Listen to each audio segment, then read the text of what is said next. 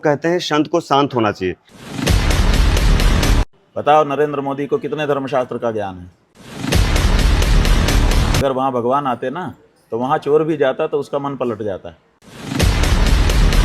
देखो हम तुम्हारे बड़े गुरु को नहीं छोड़ रहे हैं तो तुम किस खेत की मूली हो? मांस का व्यापार करने के लिए वोट दिया था। इन रिलेशनशिप से हमारे संस्कृति का उत्थान होगा कि पतन होगा? मुद्दा भी चल रहा है कि आप उनका साथ दे रहे हैं। हजारों करोड़ की सड़कें जो हैं वो धंस जा रही हैं। ये तो बहुत बड़ा व्यापार है सरकार का। तो आपने वादा किया था 15 लाख नहीं तो 1500 तो दे सकते थे। गुरुजी सवाल तो बहुत सारे हैं और मैं बहुत छोटा हूं कि आपसे कोई सवाल करने की हमारी अपने आप को छोटा मत समझो, बड़े प्यार से पूछो जो पूछना। पहला सवाल है, आपने पूरा जीवन भगवान की तपस्या में लगा दिया। हम सभी लोगों के जीवन में कुछ न कुछ अधूरा रह जाता है। अगर आप अपने पीछे जीवन में मुड़कर देखते हैं तो कभी आपको कुछ एहसास होता है कि आपके जीवन में कुछ अधूरा रह गया? ऐसा है कि मानव मात्र अधूरा है। उसको पूरा होने के लिए परमात्मा से जुड़ना पड़ता है, क्योंकि परमात्मा ही पूर्ण है। पूर्णमदः पूर्णमिदं पूर्णात् पूर्णमुदच्यते पूर्णस्य पूर्णमादाय पूर्णमेवावशिष्यते। इसलिए अगर पूर्णता जीवन में चाहिए, अधूरेपन को हटाना है तो परमात्मा से एकाकार हो जाओ। और हम लोगों को गुरु महाराज ने यही सिखाया, इसलिए हमारे मन में अधूरापन कुछ नहीं है, सब आनंद है। हाँ, एक सवाल आपसे बहुत ज़्यादा डिमांड में रहता है। आप अक्सर बहुत सख्त और सीधे बयान देने का आरोप लगता है। लोग कहते हैं संत को शांत होना चाहिए, तो आप इतना गुस्सा क्यों करते हैं? या मीडिया ही ऐसा कोई सवाल कर देता है कि आप नाराज हो जाते हैं? नहीं, हम नाराज नहीं होते हैं। हाँ, हम गुस्से का सदुपयोग करते हैं। असल में हमारे शास्त्रों में ये बताया गया है कि धर्म कार्य में शांत रहना चाहिए और अधर्म को देख करके गुस्सा करना चाहिए। नाइस। ये बात छुपा ली गई है। बहुत सी बातें हैं जिनको छुपा लिया गया है। ये प्रचार कर दिया गया है कि हिंदू तो सहिष्णु होता है, हिंदू तो सहिष्णु होता है, हिंदू तो सहिष्णु होता है। माने वो गाय की हत्या भी होती रहे तो सह ले जाए, ऐसा हो सकता है? हाँ हाँ हाँ। हमारा शास्त्र कहता है कि अधर्म देखते ही रोष करो, बिल्कुल उसको सहन मत करो। जो व्यक्ति अधर्म को सह लेता है वो अधार्मिक होता है। इसलिए अधर्म को सहना नहीं चाहिए। और इसके लिए हमारे भगवान भी क्रोध करते हैं। विनय न मानत जलद जड़ गए 3 दिन बीती, अब बोले राम सकोप। तब जब राम मर्यादा पुरुषोत्तम है वो भी कोप कर लेते हैं। हाँ हाँ है? तो इसलिए धार्मिक व्यक्ति क्रोध नहीं करता, ये गलत धारणा है। हाँ हाँ। धार्मिक व्यक्ति अधर्म के प्रति असहिष्णु होता है, क्रोध करता है, और तभी वो धार्मिक हो सकता है। इसलिए हर धार्मिक को अन्याय, अत्याचार और अधर्म के प्रति असहिष्णु होना चाहिए। क्रोध बनाया है भगवान ने इसी के लिए। नहीं, आप पर अच्छा भी लगता है। हमने बहुत सारी रील आपकी देखी हुई है जब आप क्रोध करते हैं। बात नहीं है। जब अयोध्या में राम मंदिर की प्राण प्रतिष्ठा हुई उस समय समाज और मीडिया में 2 बातें उठी। पहला ये कि मंदिर का काम अधूरा था, और दूसरी ये कि पुरानी परंपराओं के हिसाब से जो पूजा होती है वो पति पत्नी के साथ बैठकर होती है। देश के आध्यात्मिक स्तंभ पर बैठे हुए हैं अभी आप। उस समय आपको बुलाया भी नहीं गया, और मोदी जी ने जिस तरीके से अकेले पूजा की, उसके बारे में आपकी क्या राय है? ऐसा है कि उसी समय ये सब कुछ कह दिया गया था। हम ही ने ये बात उठाई थी कि ये जो कुछ हो रहा है सब अशास्त्रीय हो रहा है, और बाद में वो सब प्रमाणित भी हुआ। हाँ हाँ हाँ। हमने उसी समय कह दिया था, अधूरे मंदिर में प्रतिष्ठा करने से देवता प्रतिष्ठित नहीं होते हैं, बल्कि आसुरी शक्ति प्रतिष्ठित हो जाती है। अब वहाँ देखिए आसुरी कार्य सब हो रहा है। अगर वहाँ भगवान आते ना तो वहाँ चोर भी जाता तो उसका मन पलट जाता कि अरे चोरी नहीं करना चाहिए। अब वहाँ अच्छे लोग भी जा रहे हैं, वो चोर बन जा रहे हैं। चंपत राय जैसा व्यक्ति, चंपत राय का जिसके बारे में कहा जाता था कि बड़ा ईमानदार है, चोर बन गया कि नहीं बन गया? तो क्यों बन गया? क्योंकि वहां आसुरी शक्तियों का निवास हो चुका है। शास्त्र विधि को आप ठुकराएंगे तो उसका परिणाम भी आपको उल्टा देखने को मिलेगा।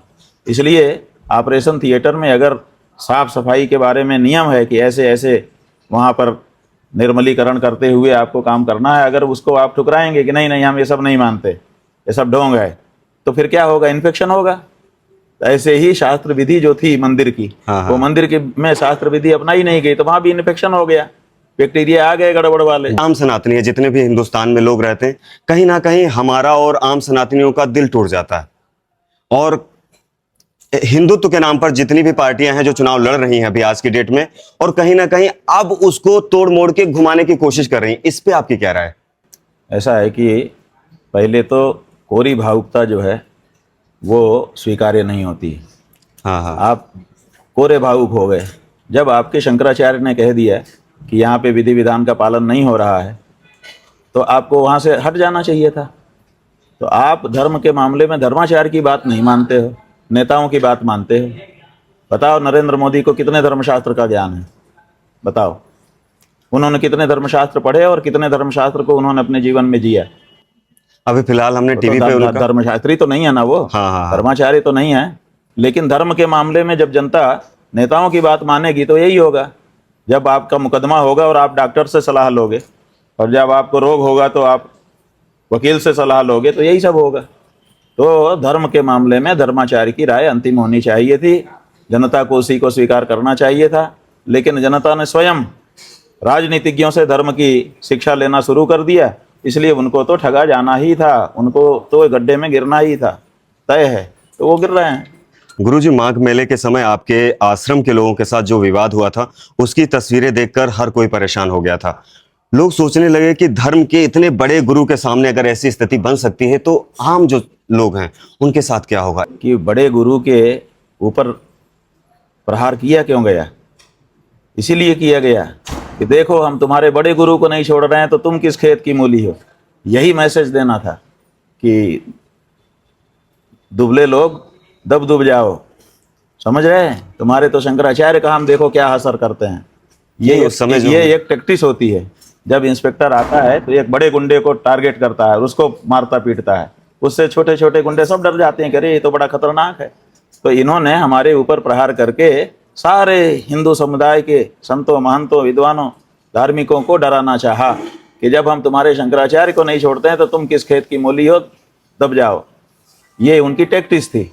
लेकिन जनता नहीं दबी, जनता ने प्रतिकार कर दिए, इसलिए उनको समझ में आ गया कि हमने गलत छेड़ दिए। आज की राजनीति देखकर बड़ा दुख होता है। चुनाव आते ही नेता लोग कभी मुस्लिम समाज के नाम पर, कभी अगले पिछड़े के नाम पर, जात के नाम पर जनता को आपस में लड़ाने की कोशिश करते हैं। जैसे असली मुद्दे आजकल दब गए हैं, जैसे बच्चों की पढ़ाई लिखाई, युवाओं का रोजगार और देश का विकास जैसे पूरी तरीके से गायब हो गया है। जातिवाद, हिंदुत्व, ये कब खत्म होगा? विकास के मुद्दे कब आएंगे? ये गुरुजी? सब खत्म नहीं होगा, क्योंकि जनता जो है, जब हमको कोई मुर्गा बनाए और हम बन जाएं, लड़ने लगे मुर्गे की तरह से, उसका तो मनोरंजन होगा, हमें ना चोट लगेगी। हाँ, कम से कम हमें तो ये समझना चाहिए कि हम क्या कर रहे हैं। इसीलिए तो हम निकले हैं मतदाताओं से बात करने के लिए। ये जो हमारी गविष्ठी यात्रा है, इसके पीछे का उद्देश्य यही है कि हम सीधे मतदाता से बात करेंगे कि तुम क्या कर रहे हो। तुम जो है जो वोट दे रहे हो, उसी के कारण करोड़ों करोड़ पशु मारे जा रहे हैं, उसी में गाय भी मारी जा रही है। हमने अभी पूछा है पूरे उत्तर प्रदेश में जनता से, हर जगह पे पूछा है कि बताओ तुमने मांस का व्यापार करने के लिए वोट दिया था? जनता कह रही नहीं, हम तो जानते ही नहीं। जनता से बताए बिना, जनता से पूछे बिना ये नेता लोग उनका वोट लेने के बाद बहुत बड़ा मांस का व्यापार कर रहे हैं। इतना कि कह नहीं सकते। पूरी दुनिया में सबसे बड़ा मांस का व्यापार हो रहा है, लेकिन जनता से कंसेंट लिए बिना हो रहा है। पूरे उत्तर प्रदेश में किसी जनता ने नहीं कहा कि हमने इसके लिए वोट दिया है, बल्कि जनता कह रही है अरे ये तो हमको पता ही नहीं। तो ये बहुत कुछ ऐसा है, इनका वोट ले लेते हैं, वोट लेने के बाद मनमाना करते हैं। तो जनता को तो इतना सजग रहना पड़ेगा ना कि मेरी शर्तों पे मेरा वोट लीजिए। मेरी शर्तों का उल्लंघन करके अगर आप मेरे वोट का दुरुपयोग करेंगे तो ये मैं स्वीकार नहीं करता हूँ। तो अब की बार शर्तनामा हम बना रहे हैं। अब की बार हर घर में शर्तनामा भेजेंगे उत्तर प्रदेश में, हर मतदाता के पास, कि ये शर्तनामा नेताजी से भरवाओ, चाहे किसी पार्टी का नेता हो, कि ये नहीं करोगे, ये नहीं करोगे, ये नहीं करोगे। अगर करोगे तो हम तुमको वोट नहीं देंगे, और करोगे तो उसके जिम्मेदार तुम होगे, गलत होगा। तो ये शर्तनामा हस्ताक्षर करके देना पड़ेगा। अब जनता जागरूक हो रही है, इसीलिए हम मतदाताओं से डायरेक्ट बात कर रहे हैं। बताइए, हम चींटी भी मारने को पाप समझते हैं, और हमारा वोट लेकर के नेताजी करोड़ों पशुओं को मार रहे हैं और उनका मांस बेच रहे हैं, और हमसे बताते तक नहीं है। तो हमारा वोट जो है वो हिंसक वोट है। हम तो अहिंसक हैं, और हमारा वोट लेके अगर नेता जो है लाइसेंस देगा बड़े बड़े बुचड़खानों को, और वहाँ पे करोड़ों पशु मारे जाएंगे, तो पाप हमको नहीं लगेगा? हमको क्यों पाप में डालते हो? क्या ये हमको हक नहीं है पूछने का? हम कोई तुमसे मांगते थोड़े, हम तुमको देते हैं। हमारे दिए के कारण तुम 8,000 करोड़ के विमान में घूम रहे हो। अगर हम ना दें तो तुम्हारे पास है 800 रुपया बस में जाने का? बताओ। नहीं। लेकिन तुम 8,000 करोड़ के एयर बस में घूम रहे हो, वो हमारे वोट के कारण घूम रहे हो। इसलिए हम दाता हैं। वोटर को ये समझना पड़ेगा और अपनी शर्तों पे वोट देना पड़ेगा। मनमाना वोट नहीं कि हमारा वोट लेने के बाद हमारे धर्म के खिलाफ एक से एक कानून बनाते चले जा रहे हैं, हमारी संस्कृति के खिलाफ कानून बनाते चले जा रहे हैं। बताइए, समलैंगिकता से हमारे संस्कृति का उत्थान होगा कि पतन होगा? एडल्टरी से हमारे संस्कृति का उत्थान होगा कि पतन होगा? लिव इन रिलेशनशिप से हमारे संस्कृति का उत्थान होगा कि पतन होगा? वेश्यावृत्ति से हमारे समाज का उत्थान होगा कि पतन होगा? ये सब कानून बनाते चले जा रहे हैं हमारा वोट लेकर के। हमसे क्यों कंसेंट नहीं लेते हैं? हमसे क्यों नहीं बात करते हैं? क्या हमने ऐसा अंधा वोट दे दिया कि जो चाहो उसका उपयोग करो? ऐसा नहीं हो सकता है। हमारी शर्त होती है, हमको अगर आपने ये 4 रुपया चढ़ाया है तो इसकी शर्त है कि हम इसका दुरुपयोग नहीं करेंगे। ऐसा नहीं है कि मनमाना, ऐसा नहीं हो सकता है। तो इसलिए वोट देने वाला जो वोटर है वो अब अपनी शर्तों के साथ वोट देना शुरू करेगा और इसी 27 के उत्तर प्रदेश विधानसभा चुनाव से शर्तनामा हमारा घर घर पहुंचेगा और मतदाता इतना जागरूक होगा कि शर्तनामा भरा करके तब वोट देगा। ये जो सपा के साथ नैरेटिव सेट किया गया है, हिंदू मुस्लिम का मुद्दा भी चल रहा है कि आप उनका साथ दे रहे हैं, इसके बारे में आप क्या कहना चाहेंगे? ऐसा है कि हम किसी का साथ नहीं दे रहे हैं। हमारे टारगेट पे सब पार्टियां हैं, सारी पार्टियां, भाजपा भी है, कांग्रेस भी है, सपा भी है, सब हैं। हम तो सबके लिए कह रहे हैं ना, शर्तनामा कोई एक पार्टी के लिए कर रहे हैं? हाँ हाँ, हम तो सबके लिए कर रहे हैं कि भाई हमारी शर्तों पे हम वोट देंगे, हमारी शर्त मानो तो वोट मिलेगा, नहीं तो नहीं मिलेगा। अब सवाल ये है कि जब हम गाय की रक्षा की बात लेके निकले हैं तो भाजपा क्यों नहीं आ रही है? जो असली सवाल है वो जबकि मुद्दा उन्हीं का था, उन्हीं का मुद्दा था, मुद्दा उन्हीं का है। शंकराचार्य जी निकले हैं, गाय के लिए निकले हैं, तो सबसे पहले तो उनको अग्रिम पंक्ति में तो उनको खड़ा होना चाहिए था। वो खड़े दिखाई नहीं दे रहे हैं। ये नैरेटिव तुम्हारा कहाँ से तय हो गया कि जो भाजपा में वही हिंदू है, बाकी पार्टियों में हिंदू नहीं है? और हम किसी पार्टी के गुरु नहीं हैं, हम हिंदू के गुरु हैं और हमारा हिंदू हर पार्टी में है, इसलिए हमारे पास तो हर पार्टी का आएगा। समाजवादी का आया तो इसमें कौन सी बड़ी आश्चर्य की बात है? समाजवादी पार्टी में है, राजनीति कर रहा है, धर्म के मामले में हमसे जुड़ा हुआ है, हमारे सिद्धांत के अनुसार चलेगा, हमसे पूछेगा, हमसे जानेगा, हमसे प्रेरणा प्राप्त करेगा, मार्गदर्शन लेगा। क्या दिक्कत है? समाज में कहीं ना कहीं हद से ज्यादा ईर्ष्या-द्वेष बढ़ रहा है। आधे से ज्यादा समय सांसदीय के चुनाव, विधायकी के चुनाव में युवाओं का चला जाता है, ठीक है, और कहीं ना कहीं चीजें हद से ज्यादा आजकल निगेटिव होती जा रही हैं। पेपर लीक बहुत ज्यादा हो रहे हैं, सिस्टम उस तरीके से काम नहीं कर रहा है, बहुत ज्यादा बेरोजगारी है। आप युवाओं को क्या संदेश, मैसेज देना चाहेंगे जिससे वो कहीं ना कहीं उनका आत्मविश्वास जो है परिपूर्ण रहे? पहली बात तो यह है कि पेपर लीक हो गया, हो सकता है कोई भी चीज़ लीक हो जाती है। अब तो बड़े बड़े एयरपोर्ट लीक हो रहे हैं, स्टेशन लीक हो रहे हैं, करोड़ों करोड़, हजारों करोड़ की सड़कें जो हैं वो धंस जा रही हैं थोड़ी सी बरसात में। तो ये तो सब है ही है। हमारा ये कहना है कि आपने अगर पेपर लीक हो गया, आपने पैसा भर के फार्म लिया था और फिर आपने तैयारी की थी, आप मुआवजे के लिए दावा क्यों नहीं ठोकते हो? आप मुआवजा मांगिए, सरकार के ऊपर दावा करिए कि मेरा इतना रुपए का फीस का, इतना रुपया मेरी तैयारी का, इतना मेरा टाइम कंज्यूम इसमें हुआ और फिर इतना मुझे धक्का लगा, ये सबका ये असेसमेंट है, इतना रुपए की मुझे क्षति हुई है, कि कृपया मुझे क्षतिपूर्ति दी जाए। तो जितने 6 लाख 8 लाख लोगों का पेपर लीक हो गया, 6-8 लाख लोग में से आधे 3 लाख लोग दावा कर दो, कोर्ट में विचार चलेगा और तुमको मुआवजा मिलेगा। हम कहते हैं कि उसके बाद तुम खुद कहोगे कि भैया मेरा पेपर लीक कर दो, हर साल एक पेपर लीक करो ताकि मुझे मुआवजा मिले। आप आत्महत्या मत करो। एक असफलता का मतलब जीवन समाप्ति नहीं होता है। बहुत से लोग बहुत बार असफल होने के बाद फिर सफल हो जाते हैं। इसलिए आत्महत्या की तरफ मत जाओ, अवसाद की तरफ मत जाओ, बिल्कुल तनाव मत लो।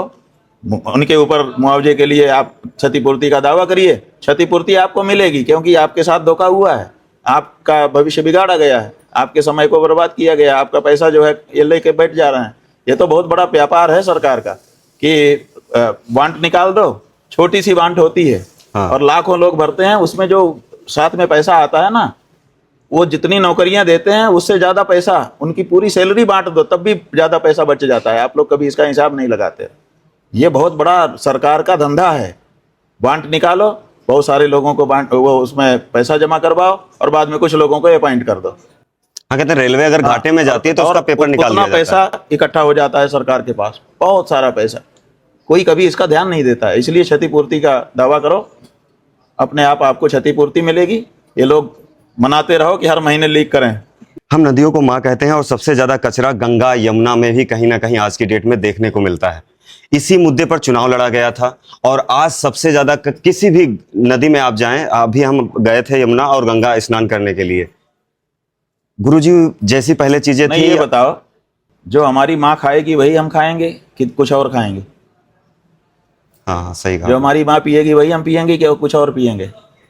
तो गंगा अगर माँ है और नरेंद्र मोदी अगर गंगा माँ के बेटे हैं और वो उनको बुलाती है कि बेटा आओ, और वो उसके बुलाने से बनारस आते हैं, तो गंगा में जो नाले गिर रहे हैं, गंगा उन्हीं को तो पी रही है, खा रही है। वो नाले के पानी लेकर के पिलाओ नरेंद्र मोदी को, पिलो भैया, तुम्हारी माँ यही पीती है, तुम भी पियो, अपने आप ठीक हो जाएंगे।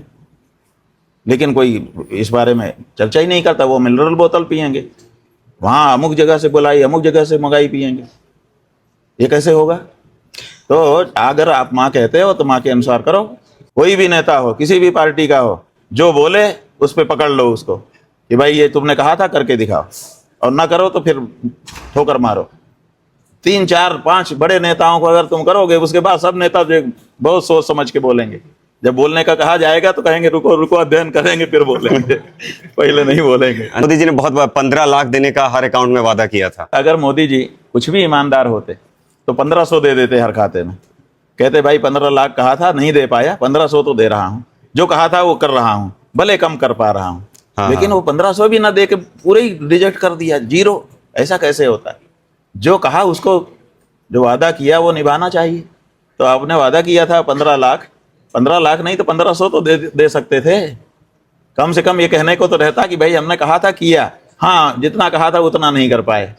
देखिए, जो अम्बरीश नाम के राजा थे, जब उनको पालना करना पड़ा और दुर्वासा जी आ गए, बोले हम जब आ जाएं तब पालना होगा, तो उन्होंने तुलसी दल खा लिया था ना कि चलो पालना भी हो गया और नहीं भी हुआ। तो ऐसे ही इनको कम से कम 1500 150 रुपया बेच के कम से कम आप क्या आगे कहना बढ़ना चाहेंगे? चाहिए आप था। क्या कहना चाहेंगे कि 150 या 1500 हम यही या कहना 15 लाख चाहेंगे, भेज दें? हम ये कहना चाहेंगे कि नेताजी जो वादा करें, हाँ, आप बिल्कुल रिकॉर्ड करो और पकड़ लो और उनके पीछे लग जाओ कि ये वादा आपका था, आप कृपा करके करिए, ये वादा आपका था, कृपा करके करिए, ये वादा था आपका, कृपा करके करिए। उसके बाद दूसरी बात होगी, पकड़ लो, एकदम लग जाओ एकदम चींटे की तरह से। तो नेताजी फिर भविष्य में या तो बोलेंगे नहीं, और बोलेंगे तो करेक्ट करने के लिए ठानेंगे।